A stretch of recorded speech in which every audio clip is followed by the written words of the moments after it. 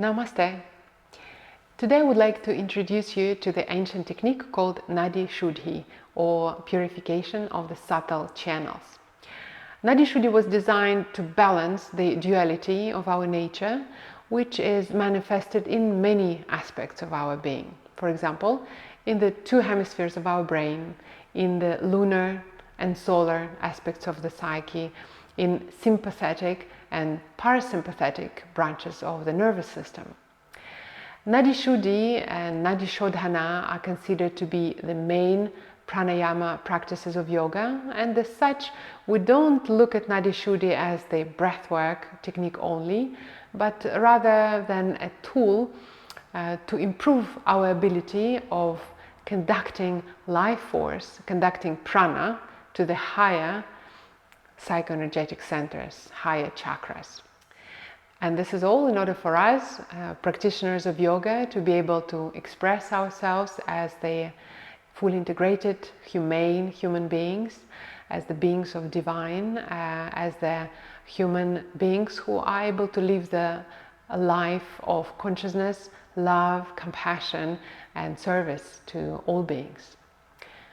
The practice of Nadi Shuddhi is very often oversimplified, so many relate to it as an alternate nostril breathing practice only. Many practitioners are not aware of the purposes and rather complex techniques which are involved in Nadi Shuddhi. Today I would like to share with you some layers of the Nadi Shuddhi practice from the theoretical standpoint. I have learned them from my teacher from Australia, Gregor Mele. He also wrote a great book called Pranayama, the Breath of Yoga, along with other 7 books on Patanjali's Ashtanga Yoga, which are great, as well as on Ashtanga Vinyasa Yoga. I, in my turn, teach pranayama and meditation on my CPD courses accredited by Yoga Alliance professionals, both online and at my studio in West Sussex in Horsham called Irena's Yoga Horsham. So welcome to visit us here as well. Before I talk about Nadi Shuddhi per se, I would like to talk about the hemispheres of the brain, which are inherently connected with the Nadi Shuddhi practice. Consciously or unconsciously, we all have capacity to choose either to think, to act, to live from the right or from the left hemispheres of our brain, or from the parasympathetic or sympathetic nervous system, from lunar response or solar response of our psyche into our life.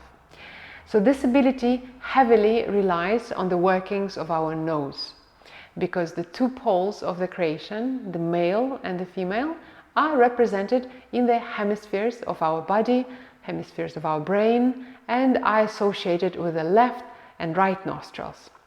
Left nostril powers right hemisphere of the brain, and right nostril powers left hemisphere of the brain. This sophisticated design enables us, if we are trained, in a fraction of a moment to switch from being determined to being compassionate, from being full of energy, charged with energy, to absolutely relaxed, from being extroverted to becoming introverted. So let's talk more about the right nostril, which powers left hemisphere first. The right nostril is associated with the Pingala energy channel, and it can be seen as the gas pedal or an accelerator of our own vehicle. When we inhale mostly predominantly through the right nostril, through this channel, circulation speeds up, body gets hotter, cortisol level rise, blood pressure and heart rate all increase. It happens since the right side of the nose activates the sympathetic nervous system. It's a mechanism that puts our body in a more elevated state of alertness, state of readiness. When we breathe predominantly through the right nostril, it induces solar energy into our being. What is solar energy? There is more extroversion, there is more dynamism within us, there is more action, more desire to do, stronger drive to compete, to win. It's more male-like qualities of the universe and ourselves as the microcosm. The solar hemisphere is also associated with the catabolic functions, or breaking down tissues. with a strong physical presence, as well as with the anxiety and with the disturbed sleep. Our solar hemisphere leads us to more fundamentalistic approach to life. My truth is the truth. And we may go even to the extremes such as megalomania, if we breathe only through the right nostril and operating through the left hemisphere. Our solar hemisphere also grants us better ability to be analytical, scientific, determined, passionate. So these are the qualities of the left hemisphere powered by the right nostril. Now a few words about right hemisphere powered by the left nostril. Inhaling through the left has the opposite effect to the inhaling through the right. It works as the brake system to the right system accelerator. A left nostril breathing is more deeply connected to the parasympathetic nervous system, which is rest, relax and restore mechanism that lowers blood pressure, that cools the body and reduces anxiety. Our left nostril is associated with the energy channel called Ida. When we breathe predominantly through the left nostril, the female-like qualities, lunar qualities, come into the forefront of our life or particular period of our life. What are the lunar symptoms? It can be inclinations towards introversion, more connection to our inner selves, better connection to intuition, maybe psychic powers. We are more holistic and more artistic when we breathe predominantly through the left nostril. When lunar energy is stronger and our left nostrils open more than the right one, we get cold often. We are prone to depression rather than anxiety of the solar energy. We are more relaxed, humble, and may be able to see different sides of the same story. So we are relativistically directed rather than fundamentalistically. Lunar energy supports anabolic functions, which means building up tissues like in pregnancy. It also makes us more kinesthetic, more perceptive to energies. It makes us more capable of giving sincerely without expecting anything in return. Left nostril and right hemisphere also help us to sleep longer, to sleep better, comparing to breathing through the right nostril. You may notice if you wake up at night, very often your right nostril will be open and left will be more blocked. In summary, right hemisphere is lunar, female, relaxed, repairing, nourishing, holistic, relativistic, and it's powered by the left nostril, Ida energy channel. And we're better at understanding others, healing, being compassionate, artistic, when our left nostril is dominant. Left hemisphere associated with the solar energy, male-like qualities with determination, ability to work hard, being analytical, scientifically oriented, extroverted, and is powered by the right nostril or Pingala channel. We are better off memorizing difficult subjects, performing or teaching, for that extent, teaching anything, making exams, passing tests, when we breathe through the right nostril. So how do we synchronize these two hemispheres and two poles of our nature? Yoga offers the technique called Nadi Shuddhi, Vasishta Nadi Shuddhi or Nadi Shoddhana, which translates to the gross action of alternate nostril breathing, where we are inhaling through the left nostril, exhaling through the right, and then inhaling through the right, exhaling through the left. Without retention of the breath, without kumbhaka, we call this practice Nadi Shuddhi or Vasishta's Nadi Shuddhi, and with kumbhaka, this is more advanced practice called Nadi Shoddhana. For Nadi Shuddhi, there are no counterindications. It is a standalone balancing practice which is suitable for everyone. Nadi Shoddhana will have some counterindications since it has kumbhaka involved into it. The Nadi Shuddhi is described in the few important texts such as Vasishta Samhita, Yoga Yagnavalkya and Darshana Upanishads. The texts say that practicing Nadi Shuddhi will help in removing kapha or phlegm. It also said to remove impurities from the subtle energy channels, to bring lightness to the body.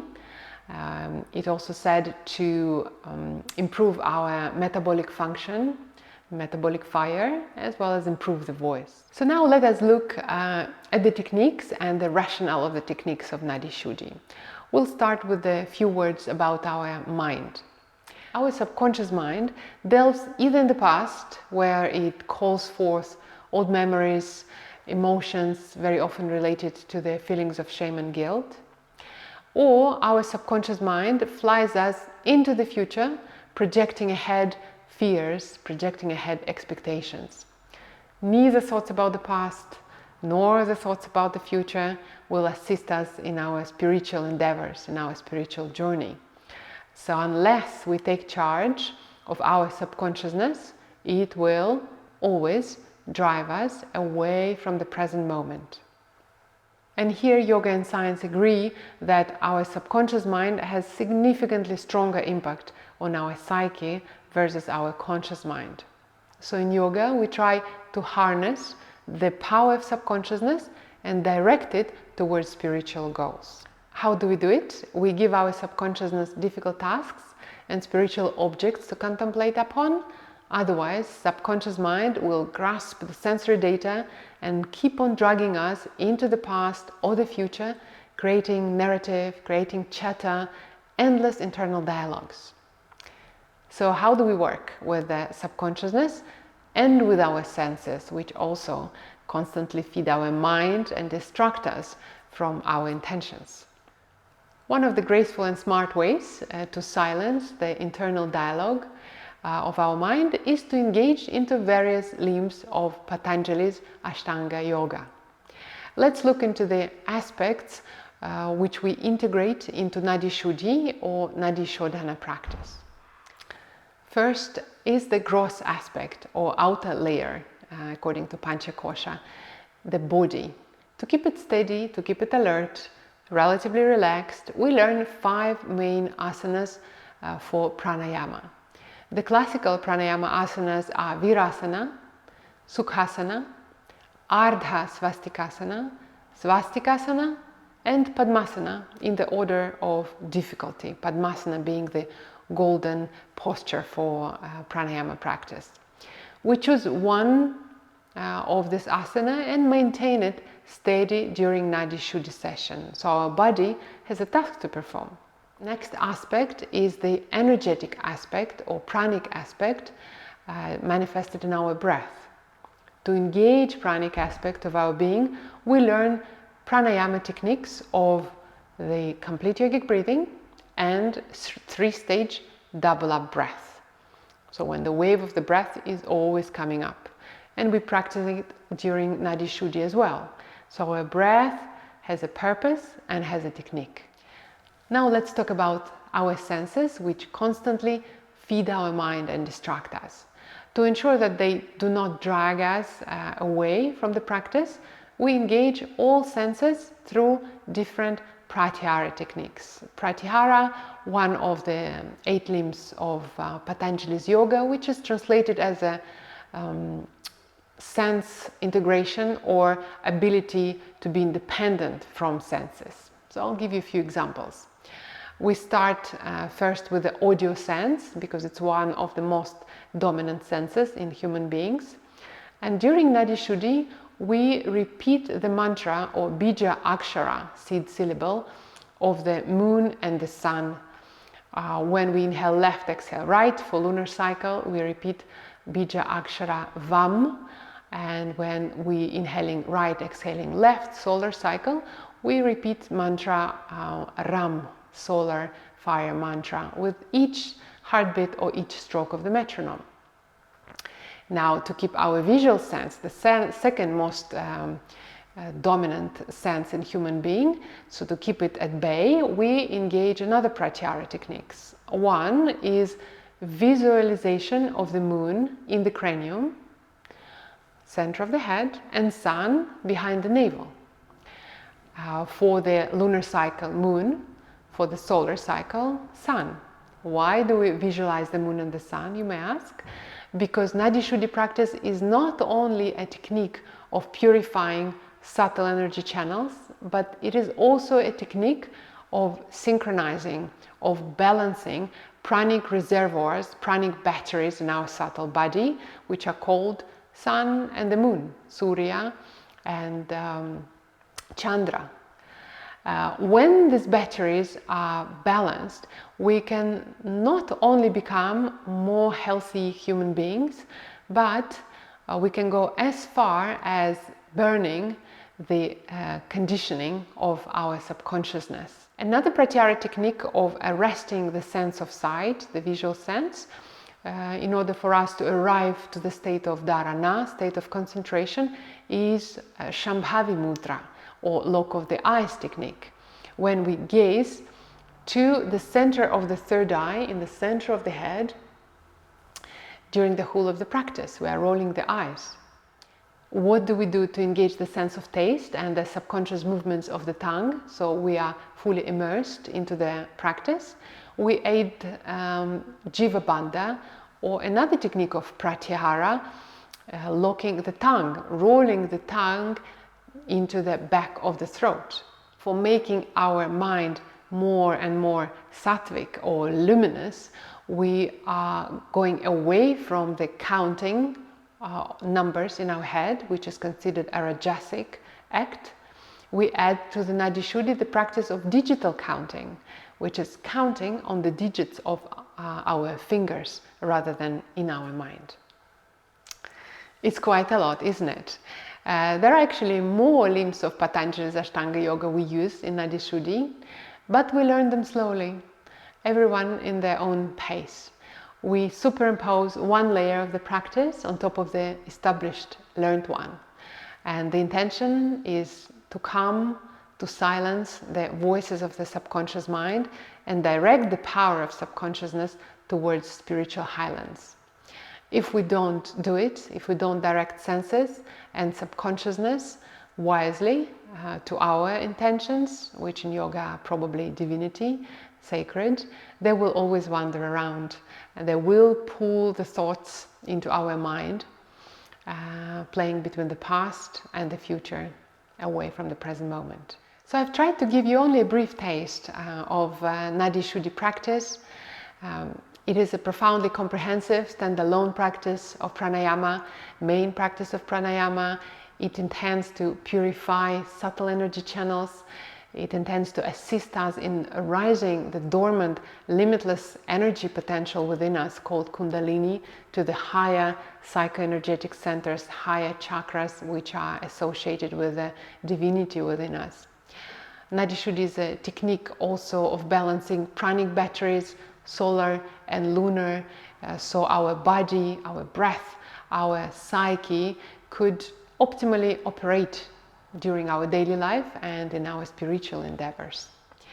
If you'd like to learn more about Nadi Shuddhi or other pranayama and meditation of yoga, you're welcome to join our studio or our courses online in Horsham, West Sussex, Irena's Yoga Horsham. I hope you've enjoyed and will be happy to answer any questions. Namaste.